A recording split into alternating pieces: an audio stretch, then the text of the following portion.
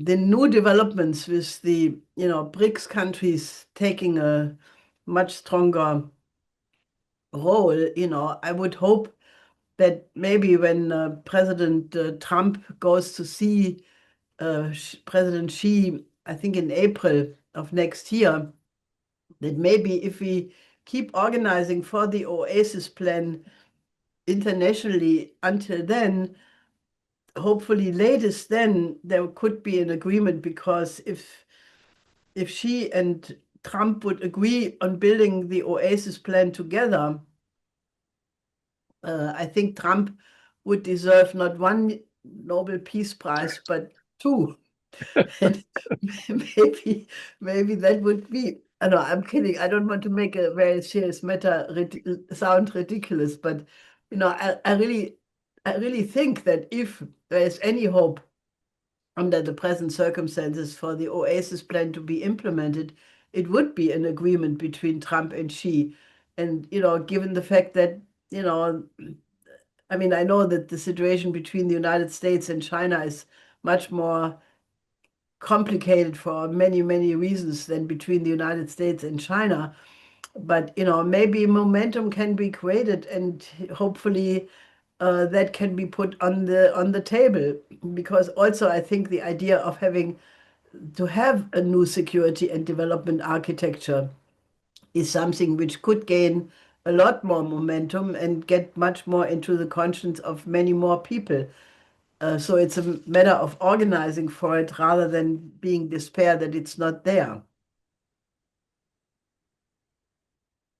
Yes, I would agree, Helga, and I would also say that the economic side of things is very important, and the involvement of Trump's son-in-law, Kushner, I see as a salutary development, uh, even if it just means that economic and financial considerations with respect to Ukraine and with respect to China uh, are super important. Now, I made a couple of notes of what you just said, Helga, and the Belt and Road Initiative need not be a threat uh, to the United States. Now, Trump has been, I've been warned not to use the word brainwashed. Okay. So Trump has been conditioned to seeing the Chinese as the main adversary. They're going to be all important and we got to stop them. Well, he was aided and abetted by a fellow named Eldridge Colby saying, the next war is against China, right? Okay.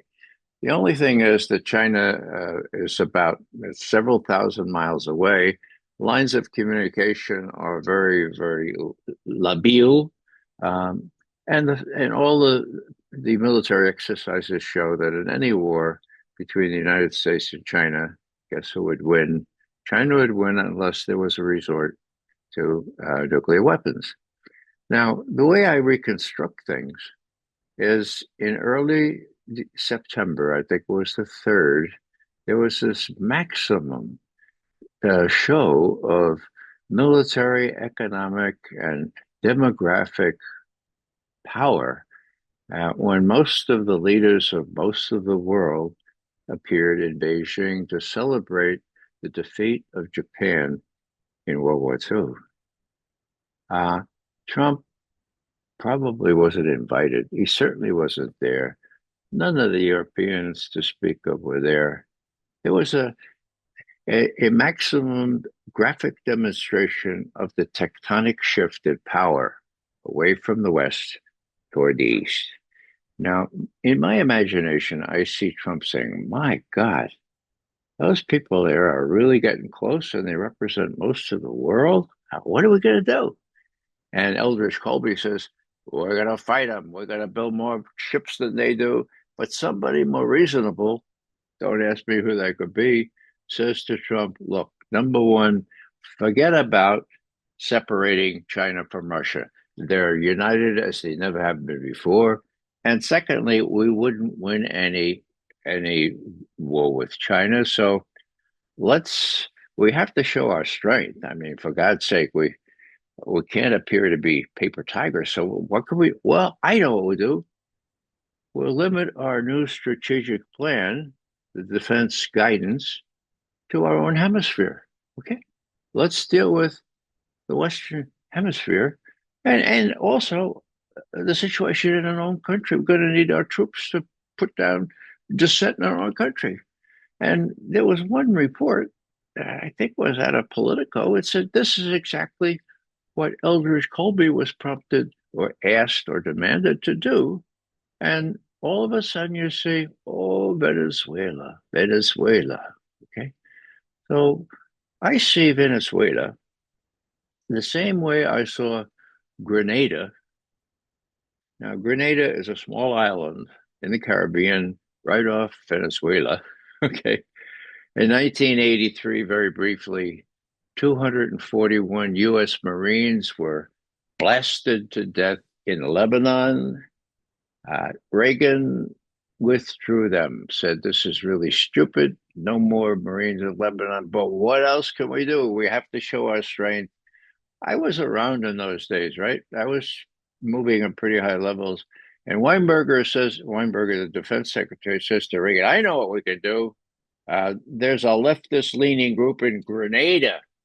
And Reagan says, but that's in Spain. No, no, Mr. President, not Grenada, Grenada. Okay, it's a small, you probably never heard of it, but they're threatening to take our medical students hostage. So let's send the 82nd Airborne in there and we'll get rid of those pro Cuban and we'll free the hostages. Now, I know for sure that the government, so-called, of Grenada cried uncle. That is, they said, "Look, we'll send the students back on the next plane," but the die was cast. We had to show our military might. Now, sorry to go into all that detail, but I see a direct parallel there. Here is Trump asking, "Can we really beat China? Can we really divide China from Russia?" And somebody sensible says, forget about it. That's not going to happen. Well, what can we do? We can threaten Venezuela. Besides, Venezuela has a lot of oil, and Venezuela is pro-Cuban. So it's almost that simple. Now, will he invade Venezuela? I have my doubts. I mean, what would that happen? What would that mean for the newly for the for the rapprochement with Russia that has been breathed new life into? Pardon my grammar, but I think it'll be a real step back. I'm hopeful that they will beat their breasts and finally Trump will talk to Maduro. Maduro will make the nice sounds and might not happen. This is more a prayer than an expectation, but it's possible given how I look at why this Venezuela thing has cropped up. Sorry to hog the time here, Helga, but I'd be interested in what you think about that. I think concerning the strategic shift to the Western Hemisphere, I had been thinking actually something quite like that, because I was wondering, why is this emphasis on the Western Hemisphere all of a sudden appearing? But then you look at this article, I think the guy's name is Elliot Abrams, is that correct? In any case, he wrote an article in the Foreign Affairs where he bluntly states, that the real purpose is to have a regime change in Venezuela because Venezuela is the hub for China, Iran, Cuba, and Russia. So, given the fact that the Chinese have increasing influence through such projects like the Chancay port in Peru and the Bioceanic Railway, it's not to be excluded that they would like to get China out of the entire Latin American area. While, we think that this would absolutely aggravate all the problems of the migrants because, it would cause new refugee waves, it would cause more bloodshed at the Mexican-American border. And, I think that the untenable, in my view, untenable policy of the administration to get rid of all immigrants, so-called legal and illegal migrants from countries from the global south. These are all people who have jobs normal Americans don't want to do. gardening, service sector, cleaning jobs, all of this. So I cannot imagine. Plus, I mean, it's really a extremely brutal way how these ICE troops are ripping people. You have migrants who are living in the United States for 20 years and have a job and so forth. Now they want to go to the lawyer to get their status legalized, and then they're being picked up by ICE troops. I mean, this creates an atmosphere of horror. And, all of that would not be necessary if one would convince Trump to not try to chase out the Chinese of Latin America, but to cooperate with them to build up these countries, including, replacing drug production with agricultural production, creating jobs for the refugees to stay home and build up their countries. It would be so much more in the interest of the United States to cooperate with China rather than trying to keep to the idea of dominance at a moment when the rest of the world is moving into a multipolar cooperation based on sovereignty, non-interference in the internal affairs of other countries. I mean, the four initiatives which have been put forward by President Xi Jinping, the global security, development, civilizational, and governance initiatives, together represent a wonderful package to resolve these questions.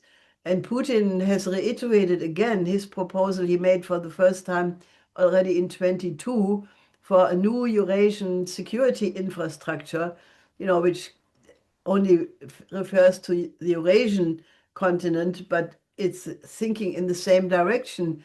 And I'm absolutely convinced that the only way how we will avoid a catastrophe, including one which would come out of the pending financial crash of the global financial system, would be that we in time get the European countries and the United States to agree for an orderly reorganization and a new security and development architecture, which emphatically must take into account the interest of every single country on the planet.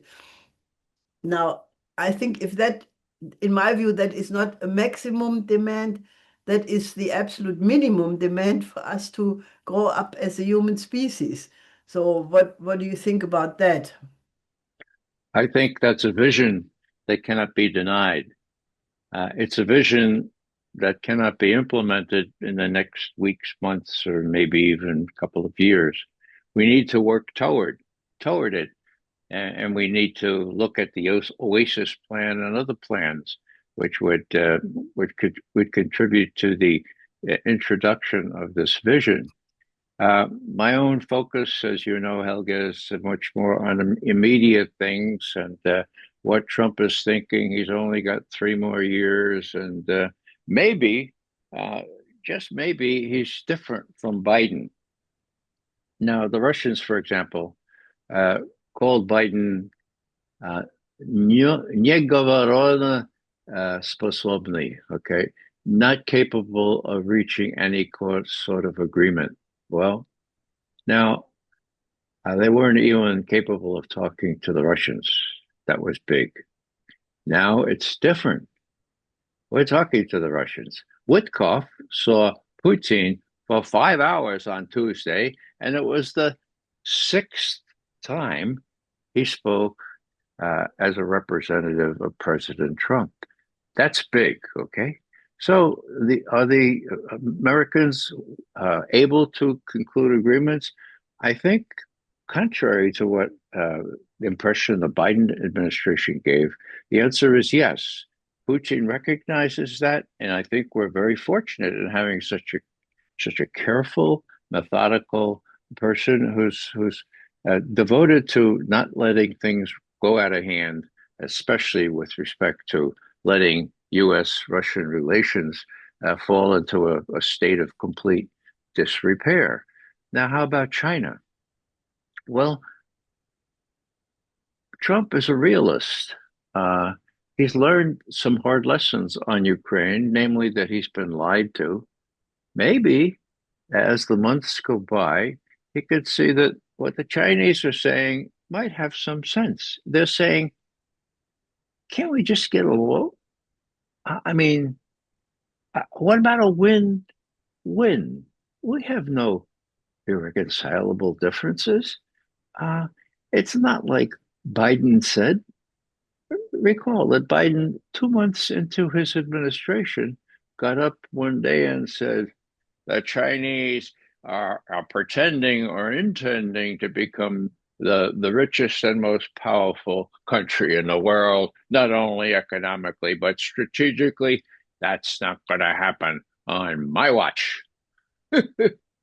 Guess what happened on Biden's watch? Not only China economically, but Russia strategically on strategic armament. So maybe, just maybe, Trump can be brought along to realize that, look, the U.S. is not what it used to be. It's not the U.S. that Biden believed in, apparently, and tried to force his way. It's not going to work anymore. So what do we got? We got a realistic sort of thing, and maybe the Chinese, when they meet in April, maybe Xi Jinping will say to Trump, look, I think you've been misinformed. I think you don't need to labor under the residue of the Biden administration. I mean, after all, this is what I would imagine Xi Jinping would say. You know, the Russians tell me that they were on the brink of nuclear war at the end of the Biden administration. We Chinese think that's crazy. I mean, some of our people are saying, well, yeah, it was that auto pen, that Sullivan and Blinken were fighting over the auto pen to direct the Secretary of Defense to start a war. Luckily, the auto pen malfunctioned. Oh, maybe maybe that's making too light of it, but it was really bad then. So if Trump can be persuaded to say, Ukraine's not my war, well, maybe he'll see the light and say, China's not my war either. Besides, we would lose, and besides, too much in the economic realm is at stake. Now, that's not only a hope, that's an expectation, but it's going to take a couple more years for it to be realized. In my view, I always have a myopic sort of near-term outlook on things. That's exactly why I think we don't have all that much time, I mean, I'm living mentally a lot in the strategic situation because if I would live inside Germany, I would get totally depressed. So I'm trying to avoid that. But nevertheless, I can't miss the situation that what's going on in Germany in particular is really horrifying. I mean, the war hype is unbelievable. The way how everything is in the militarization of the industry, the brainwashing of the population, the media. You listen to any of the mainstream media, and there is not one news item which doesn't have a spin. It's a full-time bombardment, 24 hours, 7 days a week. And I cannot see how that is not going to have the danger of something horrible happen, which may be a false flag operation which does succeed. So I'm not so on that. I'm not so complacent. Otherwise, I'm very optimistic, and I think the number of adults in the room gets larger. You had a very good meeting between Lula and the discussion with Trump, which is progress, given the fact that before there was an adversarial relationship. And very important, the Pope, who is an American Pope for the first time, he mentioned the coincidentia oppositorum as a concept, as something, not as an academic concept, but as something which has to hold different tendencies together. So maybe one should think more to bring all of these factors into play to reach this new paradigm I'm convinced we have to reach. I would agree completely with that, Helga.